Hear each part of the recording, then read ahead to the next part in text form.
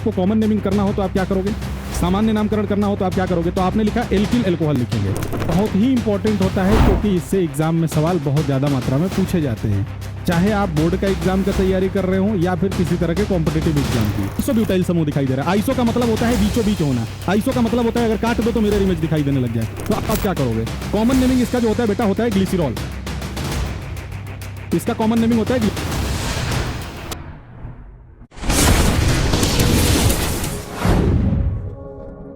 तो मेरे प्यारे बच्चों, आज हम लोग बात करने वाले हैं अल्कोहल फिनोल ईथर में अल्कोहल के आईयूपीएसी और कॉमन नेमिंग के ऊपर। मेरे प्यारे बच्चों, ये बहुत ही इंपॉर्टेंट होता है क्योंकि इससे एग्जाम में सवाल बहुत ज्यादा मात्रा में पूछे जाते हैं, चाहे आप बोर्ड का एग्जाम का तैयारी कर रहे हो या फिर किसी तरह के कॉम्पिटिटिव एग्जाम की। इसमें आपको आईयूपीएसी नेम और कॉमन नेम बहुत ही ठीक ठाक मात्रा में पूछा जाता है। तो हम लोग फोकस करते हैं कि हम लोग आखिर आईयूपीएसी नेम अल्कोहल का करेंगे कैसे। ठीक है जी, तो हम लोग अल्कोहल के आईयूपीएसी नेम के ऊपर चर्चा करने वाले हैं। देखिए जी, सबसे पहली बात यह है कि अल्कोहल के आईयूपीएसी नेम के ऊपर आप चर्चा कर रहे हैं, आप बात कर रहे हैं अल्कोहल की। तो यहां देखिए, अल्कोहल जो होता है मेरे बच्चे, इसका जो संकेत होता है वो होता है OH। आप इसको OH से दर्शाते हो, ठीक है जी। और हम इसके ही आईयूपीएसी और कॉमन नेमिंग के ऊपर बात करने वाले हैं। तो इसका जनरल आईयूपीएसी नेम जो होता है या कॉमन नेम की बात करें, कॉमन नेम जो होता है मेरे बच्चे, इसको लिखते हैं एल्किल अल्कोहल। इसको हम लोग क्या लिखते हैं जी, एल्किल अल्कोहल। और इसका जो आईयूपीएसी नेम होता है, तो आईयूपीएसी नेम को हम लोग क्या लिखते हैं बच्चे, इसको लिखते हैं एल्क एन ऑल। और इन तीनों को हम जोड़ दे तो बन जाएगा, इन तीनों को हम जोड़ दे तो ये बन जाएगा एल्केनॉल। ये मेरे प्यारे बच्चों क्या बन जाता है, ये बन जाता है एल्केनॉल। ये देखिए ध्यान से, ये बन जाता है एल्केनॉल। अब देखिए इसमें एल्क जो होता है ये कहां से आता है, तो ये आता है बच्चे वर्ड रूट से, मतलब शब्दमूल से ये आता है। ये कहां से आता है जी, शब्दमूल से। साथ ही साथ दूसरा पॉइंट जो होता है वो एन हम क्यों लिखते हैं, क्योंकि एल्केनॉल जो भी हम लिखने जाएंगे उसमें सिंगल बॉन्ड होगा। सिंगल बॉन्ड होने के कारण ये क्या है, अल्केन के तरह यूज किया जाता है। तो अल्केन का जो इसका जो सफिक्स होता है हम लोग यूज करते हैं यहाँ पर एन। तो ये होता है एल्केन से लिया जाता है। और ऑल जो होता है ये अल्कोहल के लिए लिखा जाता है। ये किसके लिए लिखा जाता है बच्चे, ये अल्कोहल के लिए लिखा जाता है, ये अल्कोहल के लिए लिखा जाता है। तो ये बन जाएगा एल्केनॉल। आज हम बात करने वाले हैं इसी के आईयूपीएसी और कॉमन नेम के ऊपर। तो सबसे पहला काम क्या करते हैं, कुछ छोटे छोटे कंपाउंड्स को हम लोग देखते हैं कि कैसे इसका नामकरण करना चाहिए। अगर मान लो आपके सामने रखा हो CH3OH, इसका अगर आपको कॉमन नेमिंग करना हो तो आप क्या करोगे, सामान्य नामकरण करना हो तो आप क्या करोगे, तो आपने लिखा एल्किल अल्कोहल लिखेंगे। तो ये वाला ग्रुप जो होगा वो मेथिल ग्रुप है, तो हम क्या लिखेंगे इसके लिए, मेथिल अल्कोहल। इसको हम क्या लिखेंगे, मेथिल अल्कोहल। ठीक है जी। अगर इसका हमको आईयूपीएसी करना होगा तो हम लोग क्या करेंगे बेटा, इसका अगर आईयूपीएसी हमको करना होगा तो हम लोग इसको लिखेंगे क्या, मेथेनॉल। क्या लिखेंगे हम लोग, मेथेनॉल, क्योंकि आपको पता है कि आईयूपीएसी जो है उसको हम लोग लिखते हैं एल्केनॉल। तो एक कार्बन है इसलिए मेथ, सिंगल बॉन्ड है इसलिए एन, और OL लिखा है अल्कोहल के लिए, तो ये बन गया मेथेनॉल। ठीक उसी तरह से अगर दूसरा कंपाउंड हम लोग लेते हैं, दूसरा यौगिक लेते हैं CH3CH2OH, तो मेरे बच्चे इसके लिए हम लोग कॉमन नेमिंग क्या लिखने वाले हैं, ये देखो। तो इसके लिए हम लोग कॉमन नेमिंग लेंगे। देखो ये 2 कार्बन का एल्किल ग्रुप है, तो हम लोग इसके लिए क्या लिखेंगे, इसके लिए कॉमन नेमिंग लिखेंगे एथिल अल्कोहल। 2 कार्बन का अगर एल्किल बनेगा तो इसको लिखेंगे एथिल और इसको लिखेंगे अल्कोहल। ये बहुत ही आसान है, एथिल अल्कोहल आप इसका नाम लिख सकते हो। और इसका अगर आईयूपीएसी आप नाम लिखने जाओगे तो आपको क्या करना पड़ेगा, तो आपको तो पता है कि आईयूपीएसी कैसे लिखते हैं, एल्केनॉल की तरह। एल्क के जगह पर क्या है, एथ है, तो आप लिखेंगे इसके लिए एथेनॉल। इसके लिए आप क्या लिखेंगे, एथेनॉल। ठीक इसी तरह से अगर मान लो कि कोई और कंपाउंड आपके सामने आता है, उस कंपाउंड का आपको नोमेनक्लेचर करना हो, अगर उस कंपाउंड का नोमेनक्लेचर करना हो तो आप क्या करेंगे? देखिए आपके सामने एक और कंपाउंड हम लेकर के आ गए हैं। जैसे मान लो अगर आपके सामने एक और कंपाउंड है CH3 CH2 CH2 और OH। तो बेटा अगर इसका अगर कॉमन नेमिंग करना है तो ये हम लोग क्या लिखेंगे? अगर इसका कॉमन नेमिंग हमको लिखना है तो हम लिखेंगे प्रोपिल अल्कोहल। Propyl alcohol. और इसका IUPAC अगर हमको लिखना होगा तो हम क्या लिखेंगे? IUPAC लिखना होगा तो हम लिखेंगे N प्रोपेनॉल। ठीक है जी। अगर मान लो ऐसा होता है कि अगला कंपाउंड आता है CH3 CH2 CH2 CH2 और OH। इसका अगर हमको कॉमन नेमिंग करना होगा बच्चे तो हम लोग क्या करेंगे? तो ये भी देखो, इसमें भी अगर कॉमन नेमिंग करना है तो 1 2 3 4 कार्बन इसमें जुड़े हुए हैं, तो इसको हम लोग लिखेंगे ब्यूटिल अल्कोहल। क्या लिखेंगे हम लोग? Butyl alcohol.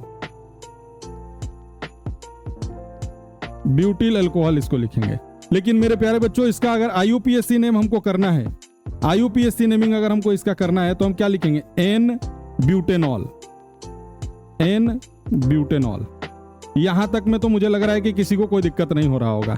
लेकिन अगर यही अल्कोहल जो है नॉर्मली ना लग करके कहीं किसी और जगह पर लग जाए, ऐसा भी तो हो सकता है कि ये अल्कोहल जो है नॉर्मली ना लग करके ऐसा हो जाए कि अगर आपके सामने आ जाए CH3 CH2 CH और यहां आ जाए OH और फिर यहां आ जाए CH3। तो मेरे प्यारे बच्चों आप इसका नामकरण कैसे करोगे? सबसे पहला काम आपको क्या करना पड़ता है कि इसमें लॉन्ग चेन का सिलेक्शन करना पड़ता है। तो आप लॉन्ग चेन का सिलेक्शन ऐसे कर लोगे। ठीक है जी। फिर इसके बाद जिधर से अल्कोहल नजदीक रहेगा उधर से नंबरिंग कर दोगे। तो अल्कोहल नजदीक है इधर से, देखो मैं इधर से ही नंबरिंग कर रहा हूं, 1 2 3 और 4। IUPAC नेमिंग इसका हम लोग कर रहे हैं बेटा, इसका IUPAC नेमिंग कर रहे हैं। तो अगर हमको हमने 4 कार्बन इसमें काउंट कर लिए। अब अगर हमको इसमें क्या करना है, इसका IUPAC नेमिंग लिखना है तो हमको क्या करना पड़ेगा? सबसे पहले लिखना पड़ेगा 4 कार्बन का है तो ब्यूटेन है, तो हम इसको लिखेंगे क्या? Butane 2 all. क्यों लिखा भैया 2? तो ये 2 जो है अल्कोहल का पोजीशन है। अल्कोहल कितने नंबर पर है? 2 ऑल। इसी को कुछ लोग क्या करते हैं? 2 ब्यूटेनॉल भी लिखते हैं। इसी को कुछ लोग 2 ब्यूटेनॉल भी लिखते हैं। तो कोई दिक्कत नहीं है, दोनों सही है, लेकिन ज्यादा आप प्रेफर करिए इसी को लिखने के लिए। ठीक है जी। तो ये एक मामला बन जाता है। अब देखो भाई एक चीज और है कि अगर मान लो ऐसा कोई यौगिक तुम्हारे सामने आ जाता है कि जिसमें CH3 C CH3 और इधर भी क्या हो जाए CH3 OH लगा हुआ। अगर इस तरह का कोई कंपाउंड आपके सामने आ जाए तो इसके लिए आप क्या करोगे? ठीक है जी। इस तरह का कंपाउंड अगर आपके सामने आ जाए तो आप क्या करोगे? तो आप एक चीज देखना ध्यान से कि इसका नाम लिखते समय अगर इसका तुम IUPAC नेमिंग कर रहे हो तो IUPAC नेमिंग आप करते समय क्या करोगे? क्या आप सीधे सीधे इसमें काउंट कर लोगे? क्या लंबी श्रृंखला का चयन कर दोगे? ये लंबी श्रृंखला हो गई, इसके बाद आप नंबरिंग करोगे तो जिधर से अल्कोहल है 1 नंबर 2 नंबर 3 नंबर, नहीं, दूसरे नंबर पर आपको मेथिल ग्रुप दिखाई देगा तो आप लिखोगे 2 मेथिल और उसके बाद 1 2 3 तो लिखोगे प्रोपेन 1 ऑल। ऐसा भी लिख सकते हो। और मन करे 1 ना लिखने का तो भी चलेगा, कोई दिक्कत नहीं, क्योंकि 1 नंबर पर तो है ही। आप इसके लिए लिख सकते हो 1 मेथिल प्रोपेनॉल, ऐसा भी आप लिख सकते हैं, कोई दिक्कत नहीं है, दोनों ही सही है, इसमें से कोई भी गलत नहीं है। लेकिन अगर इसके लिए बेटा कॉमन नेमिंग की बात आएगी तो आप क्या करेंगे? कॉमन नेमिंग में आप फंस जाएंगे। तो जब कॉमन नेमिंग की बात आएगी तो इसके लिए आप क्या करोगे? आप देखो ये वाला जो समूह आपको दिखाई दे रहा है, कौन सा? ये वाला जो समूह आपको दिखाई दे रहा है, ये आप ध्यान से देखो, ये आपको आइसोब्यूटाइल समूह दिखाई दे रहा है। आइसो का मतलब होता है बीचों बीच होना। आइसो का मतलब होता है अगर काट दो तो मिरर इमेज दिखाई देने लग जाए। तो आप इसके लिए लिखोगे क्या? Isobutyl alcohol. इसके लिए आप क्या लिखोगे? Isobutyl alcohol. ठीक है जी, किसी को कोई दिक्कत समस्या तो नहीं होगी। तो ये रहा आपका अल्कोहल का नामकरण। इसके अलावा भी बेटा क्या होता है कि अगर मान लो हम थोड़ा सा और कॉम्प्लेक्स करते हैं और थोड़ा सा हम लोग कॉम्प्लेक्स करने का प्रयास करते हैं, तो अगर कॉम्प्लेक्स करोगे तो क्या होने वाला है? देखो, अगर मान लो हमने यही वाला लिया हुआ था, कौन सा, CH3 CH2 CH और CH3। अगर इसका हमको कॉमन नेमिंग करना हो तो हम क्या करें, इसका अगर हमको कॉमन नेमिंग करना हो तो हम क्या करें, देखो ध्यान से। तो आप देखो सेकेंडरी पोजीशन पर लगा हुआ है एल्कोहल, तो आप इसको क्या लिख सकते हो, आप सेकेंडरी पोजीशन पे एल्कोहल लगाए हुए हो, दूसरा कार्बन है मतलब सेकेंडरी पोजीशन पे है, तो आप इसके लिए लिखते हो टेक ब्यूटिल एल्कोहल, नहीं आप इसके लिए लिखते हो सेक ब्यूटिल एल्कोहल। यहां सेक का मतलब क्या है, सेकेंडरी कार्बन के ऊपर एल्कोहल लगा हुआ है, तो आप इस तरह से इसका भी नामकरण कर सकते हो। कई बार ऐसा होता है बच्चों कि आपको एक से अधिक एल्कोहल लगा हुआ समूह मिल जाता है, तो वहां आपको क्या करना पड़ता है, सारी चीजें वही करते रहेंगे, लेकिन वहां पर जो जो पोजीशन रहेगा एल्कोहल का डाई ऑल करके हम लोग लिखते हैं। तो एक बार अगर आप चाहें तो उसको भी देख सकते हैं, देखिए एक बार हम लोग उसका भी देख लेते हैं नामकरण, ठीक है जी, एक बार उसका भी नामकरण हम लोग देख लेते हैं, कोई दिक्कत नहीं है। ये देखो बच्चे, अगर मान लो कि आपके सामने कुछ ऐसा रहे, CH3 या CH2OH यहां लगा हुआ हो और एक CH2OH यहां लगा हुआ हो, तो अगर इसका IUPAC नेमिंग आपको करना हो, अगर इसका IUPAC नेमिंग आपको करना हो तो आप क्या करोगे, नंबरिंग करोगे, यही आपकी मुख्य श्रृंखला होगी, 1 नंबर और 2 नंबर। तो आप क्या लिखोगे, 2 कार्बन का है तो आप इसको लिखोगे एथ, तो आप लिखोगे एथेन 1 2 दोनों पोजीशन पर है, और लिखोगे डाई और उसके बाद लिखोगे ऑल, तो आप लिखोगे क्या, एथेन 1,2 डाई और लिखोगे ऑल, ठीक है जी। तो ये हो गया इसका। बच्चे एक चीज और ध्यान रखिएगा, इसी का कॉमन नेम जो है उसको कहते हैं ग्लाइकोल। इसको क्या नाम कहते हैं जी, इसका कॉमन नेमिंग अगर आप करेंगे तो इसी को कहा जाता है ग्लाइकोल, इसी को कहा जाता है ग्लाइकोल, ठीक है जी। अगर कभी कभी आपके सामने एक और कंपाउंड आ सकता है कि जिसमें 3 जगह पर एल्कोहल समूह लगा हुआ हो, ऐसा भी आपके सामने कंपाउंड मिल सकता है कि 3 जगह पर एल्कोहल समूह लगा हुआ हो। जैसे मान लो मैं यहां पर रखता हूं CH2, यहां भी OH लगा दो, यहां पर रखो, यहां भी OH लगा दो, नहीं यहां रखो CH2, यहां भी OH लगा दो। अगर इसका कॉमन नेमिंग आपको करना होगा तो आप क्या करोगे, कॉमन नेमिंग इसका जो होता है बेटा होता है ग्लिसरॉल, इसका कॉमन नेमिंग होता है ग्लिसरॉल। जब इसका IUPAC करने जाओगे तो आप मुख्य श्रृंखला का चयन करोगे, इसमें 1 2 3 आप नंबरिंग करोगे, तो आपको IUPAC कैसे लिखना होगा ये देखो।